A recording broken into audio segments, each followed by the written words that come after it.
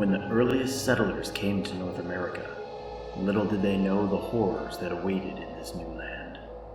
On the banks of a quiet creek, on the shores of Chesapeake Bay, a spirit has lurked for hundreds of years, drawn to those who dare indulge in the most taboo, who represented the worst in humanity.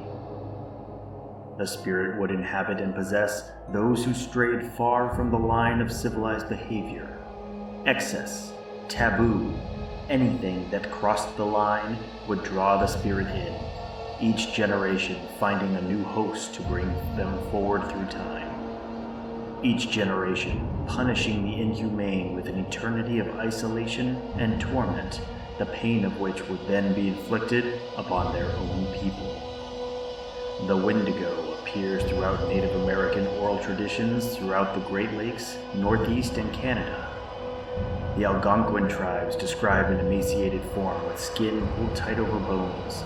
Its insatiable hunger drives it to seek out those whose greed and selfishness knows no bounds.